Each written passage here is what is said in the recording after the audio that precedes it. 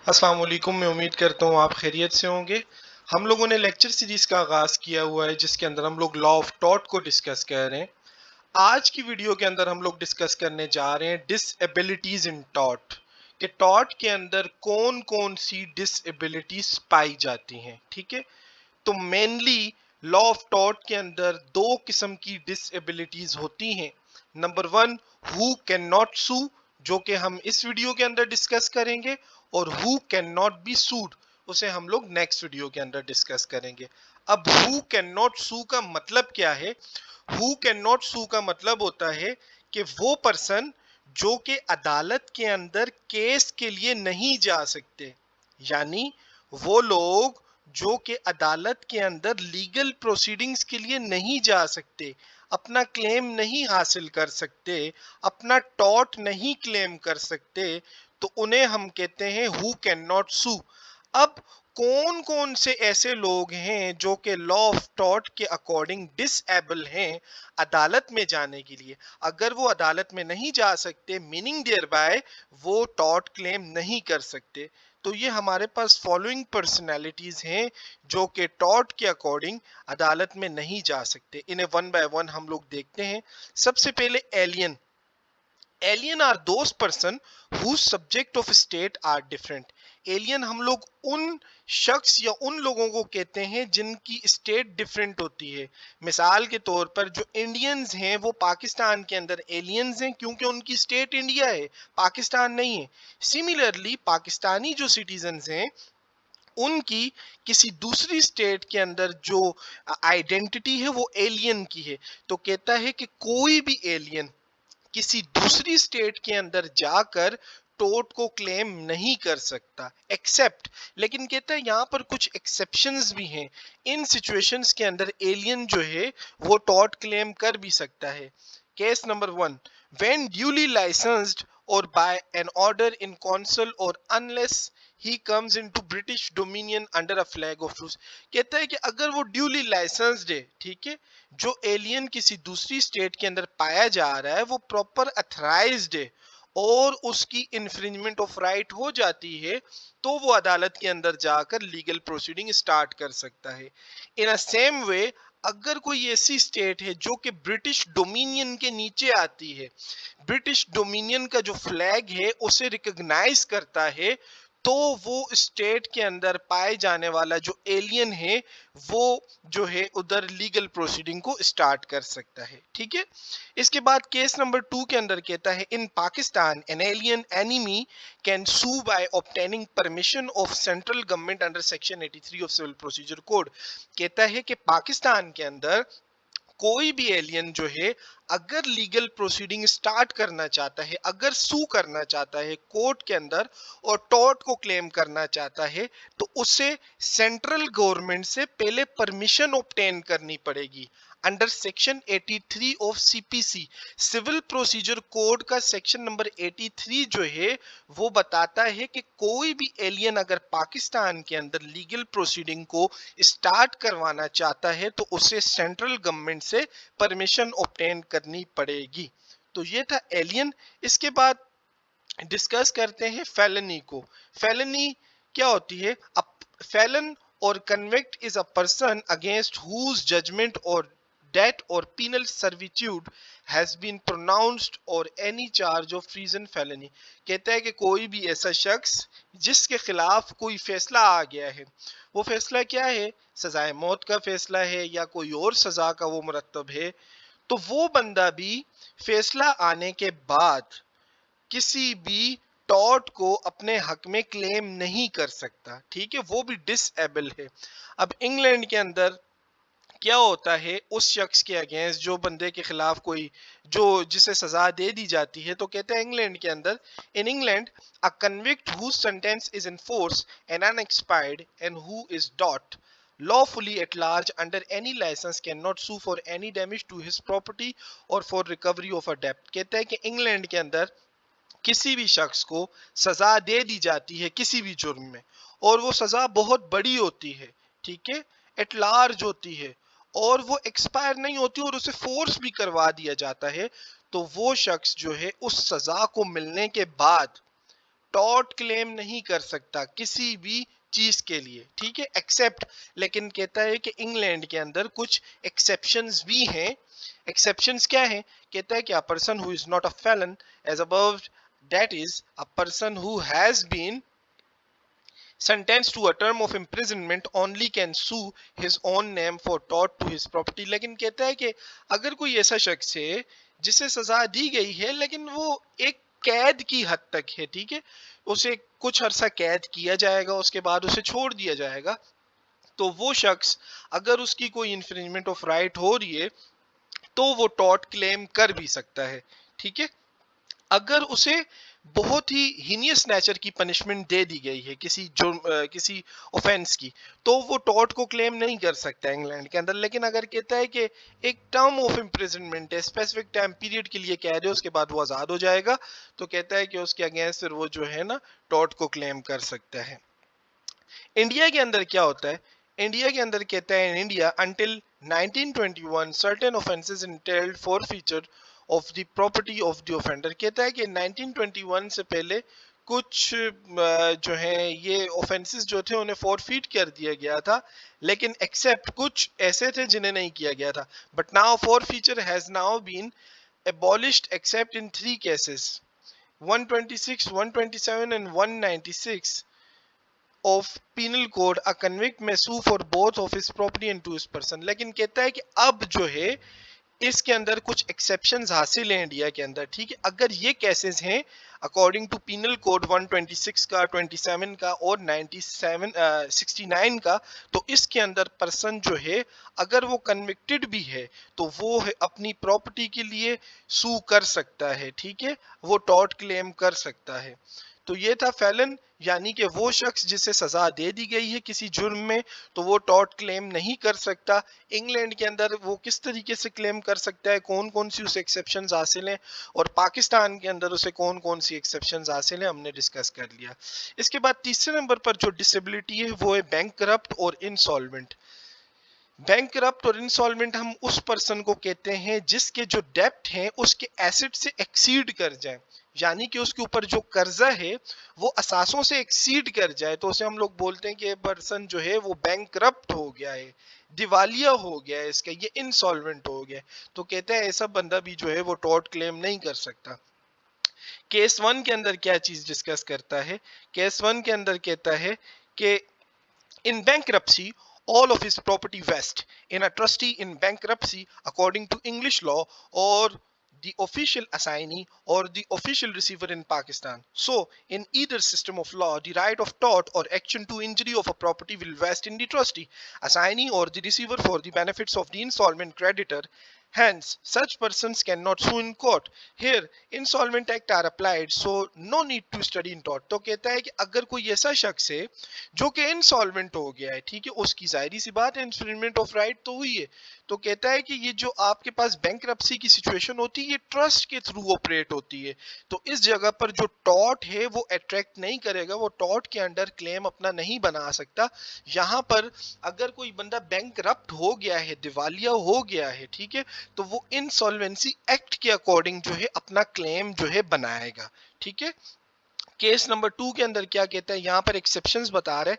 In the case of personal wrong the right to sue is not taken away. لیکن کہتا ہے کہ اگر کوئی شخص ایسا ہے جو کہ دیوالیہ تو ہو گیا ہے، بینکرپٹ تو ہو گیا ہے، لیکن اس کے کوئی ذاتی رائٹس کی انفرنجمنٹ ہو رہی ہے، جیسے مثال کے طور پر کوئی اسے اسالٹ کرتا ہے، کوئی اسے ڈیفیم کرتا ہے، سیڈکشن کرتا ہے، تو اس سچویشن کے اندر وہ پرسنل کیپیسٹی کے اندر رہتے ہوئے ٹارٹ کو کلیم کر سکتا ہے.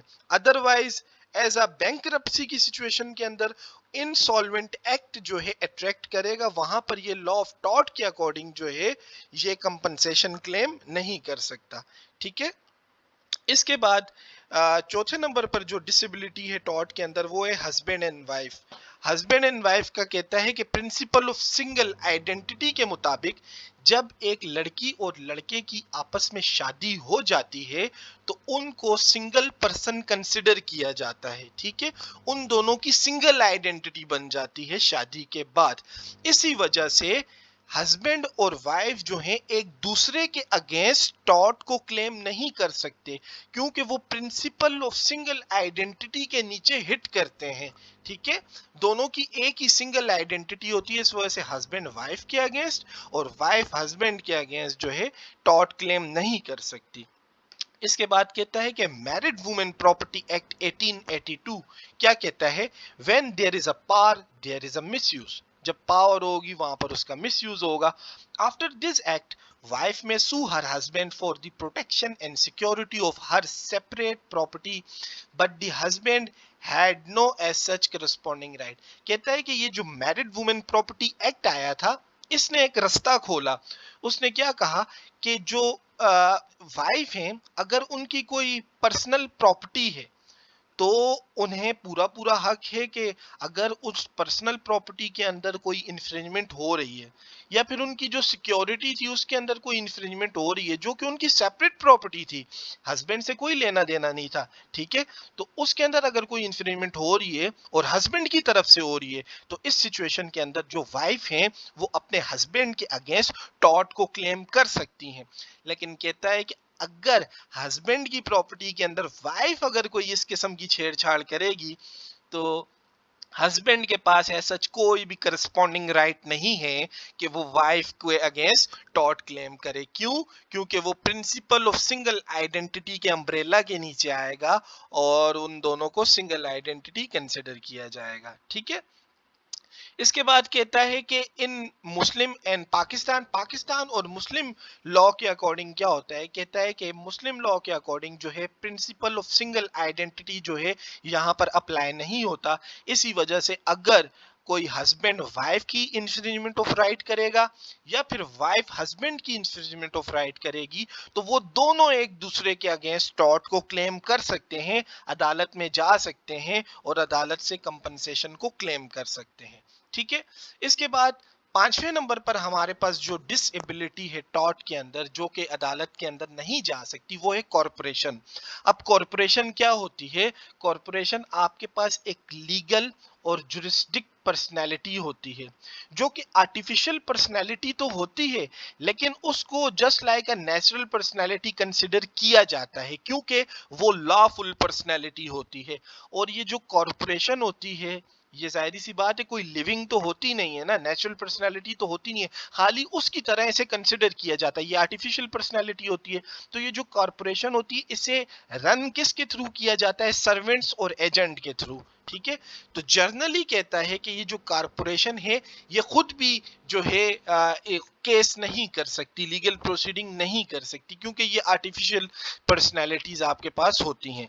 लेकिन यहाँ पर आपको कहता है कि कुछ एक्सेप्शंस भी हैं। A corporation can sue for a libel affecting its property or business. In general, a corporation may sue for any tort in the same way as an individual.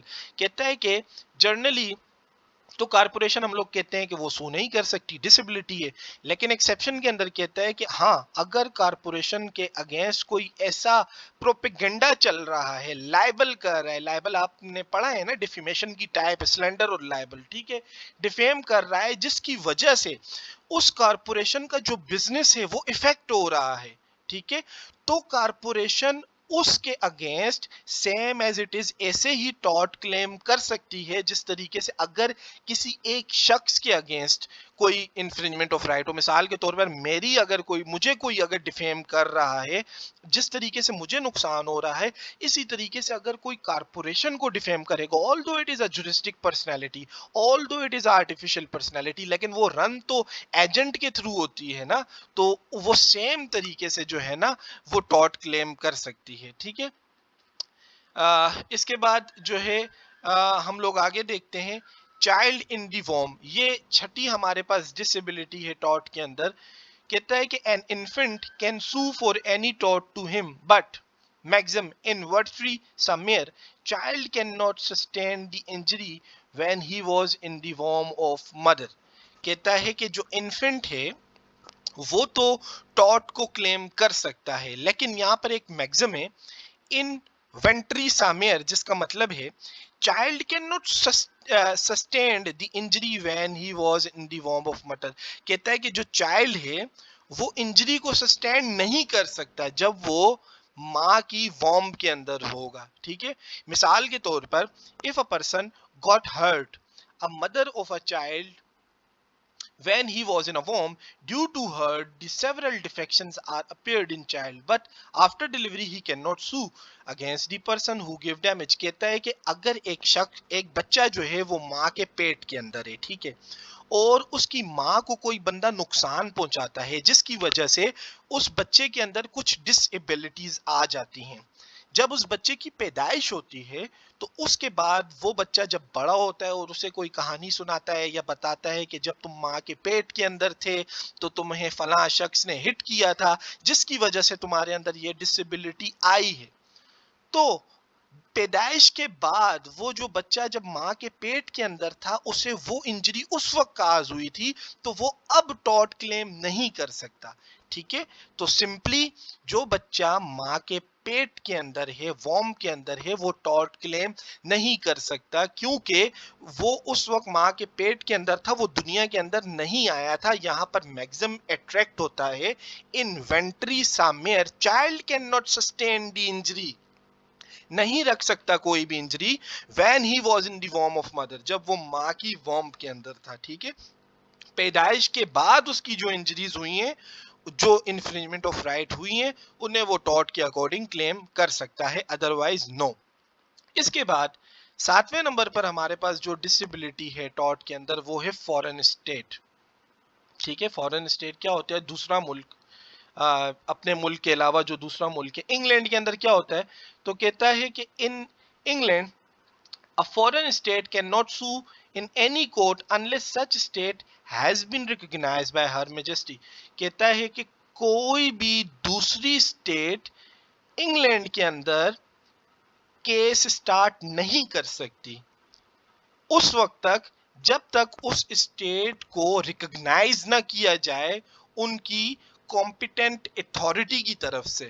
ٹھیک ہے، مثال کے طور پر اب اسرائیل کو پاکستان نے ریکگنائز نہیں کیا ہوا، ٹھیک ہے، تو اسرائیل کے کوئی بھی ٹاٹ کی انفرنجمنٹ ہوتی ہے تو اسرائیل پاکستان کے اندر ٹاٹ کو کلیم نہیں کر سکتا کیونکہ پاکستان کی جو کمپیٹنٹ اتھارٹیز ہیں انہوں نے اسرائیل کو ریکگنائز نہیں کیا ہوا. یہ تو میں نے آپ کو ایک ایگزامپل دی ہے. تو انگلینڈ کے اندر بھی کہتا ہے کہ کوئی ایسی فورن اسٹیٹ ہے، دوسرا ملک ہے جسے انگلینڈ نے ریکگنائز نہیں کیا ہوا، انگلینڈ کی کمپیٹنٹ اتھارٹیز نے ریکگنائز نہیں کیا ہوا، تو انگلینڈ کے اندر وہ ملک جو ہے ٹاٹ کو کلیم نہیں کر سکتا جب کبھی ان کے انفرنجمنٹ آف رائٹ ہوں گے. ٹھیک ہے، اب پاکستان کی بات کرتا ہے تو پاکستان کے اندر کہتا ہے فورن اسٹیٹ کین ناٹ سو، کہتا ہے پاکستان کے اندر فورن اسٹیٹ جو ہے وہ سو ہی نہیں کر سکتی. یہاں پر اب ایک ایکسیپشنز بیان کر رہا ہے. ایکسیپشن کے اندر کیا بتاتا ہے؟ if the object of the suit is to enforce a private right vested in the head of the state or in any office of such state in his public capacity. Hence, under Section 84 of Civil Procedure Code, foreign may sue in any court provided that such state has been recognized by central government. لیکن کہتا ہے کہ پاکستان کے اندر بھی اگر کوئی ایسا official ہے فورن اسٹیٹ کا جو کہ پاکستان آیا تھا اور یہاں پر اس کے ٹاٹ کی انفرنجمنٹ ہوگی، انفرنجمنٹ آف رائٹ ہوگی، ٹھیک ہے، تو وہ بندہ جو ہے عدالت کے اندر جا کر اپنی لیگل پروسیڈنگ سٹارٹ کر سکتا ہے as per the section 84 of civil procedure code. لیکن یہاں پر ایک چیز اگین یاد رکھنے کی ہے کہ وہ اسٹیٹ جس کا ریپرزینٹیٹیو ٹاٹ کو کلیم کرے گا پاکستان کے اندر وہ ریکگنائز اسٹیٹ ہونی چاہیے بائی دی سینٹرل گورنمنٹ. جس طریقے سے انگلینڈ کے اندر ہم لوگوں نے پڑھا نا کہ ریکگنائزڈ ہونی چاہیے نا، سیم وے پاکستان کے اندر بھی وہ جو فورن اسٹیٹ ہے وہ ریکگنائز ہونی چاہیے، اس کے بعد ہی وہ فورن اسٹیٹ یا پھر فورن اسٹیٹ کا آفیشیل ریپرزینٹیٹیو جو ہے پاکستان کے اندر ٹاٹ کو کلیم کر سکتا ہے. ٹھیک ہے، تو یہ تھا who cannot sue، یعنی سو کا مطلب لیگل پروسیڈنگ سٹارٹ نہ کرنا، وہ لوگ جو کہ ٹاٹ کے لیے لیگل پروسیڈنگ کو سٹارٹ نہیں کر سکتے عدالت کے اندر. ٹھیک ہے، میں امید کرتا ہوں آپ کو یہ ویڈیو پسند آئی ہوگی. انشاءاللہ نیکسٹ ویڈیو کے اندر ہم لوگ ڈسکس کریں گے who can not be sued. ٹھیک ہے، اللہ حافظ.